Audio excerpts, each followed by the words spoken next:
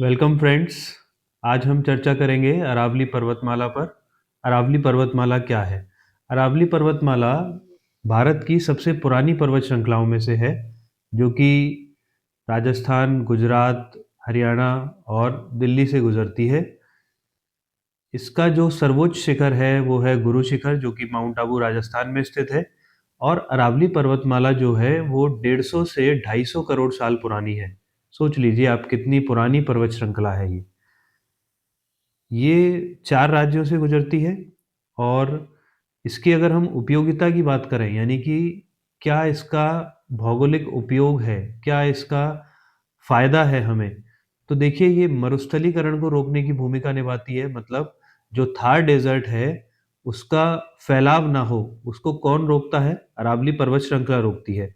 और जो दक्षिण-पश्चिम मानसूनी हवाएँ आती हैं, उनकी वजह से बारिश भी इन्हीं अरावली पर्वतमालाओं की वजह से होती है। साथ ही साथ अरावली से कुछ नदियाँ भी निकलती हैं, जैसे बनास, लूनी, साबरमती। इसके अलावा अरावली जैव विविधता का भी एक केंद्र है। कई सारी दुर्लभ प्रजातियाँ, वनस्पतियाँ और जीव-जंतु भी यहाँ पर हमें मिलते हैं। इसके साथ ऐतिहासिक और सांस्कृतिक महत्व तो अरावली इतनी पुरानी है, तो उसका ऐतिहासिक और सांस्कृतिक महत्व तो है ही। राजस्थान हो, चाहे हरियाणा हो, दिल्ली हो, सबके लिए।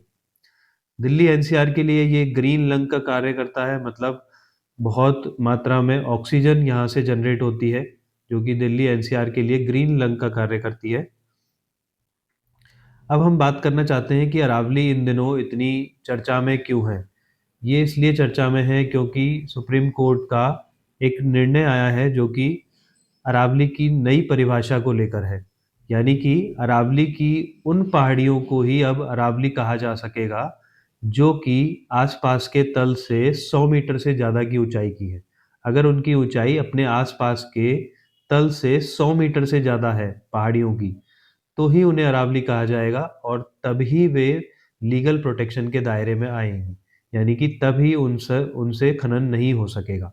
अभी अगर हम बात करें तो सुप्रीम कोर्ट ने अरावली में नए खनन लीजेस पर रोक लगा दी गई है। पर ये जो अरावली की नई डेफ़िनेशन है, इसकी वजह से जो अरावली की सारी पहाड़ियाँ हैं, उनकी 90% पहाड़ियाँ इस डेफ़िनेशन से बाहर हो जाती हैं। यानी कि उन पहाड़ियों को अब कोई लीगल प्रोटेक्शन नहीं मिलेगा।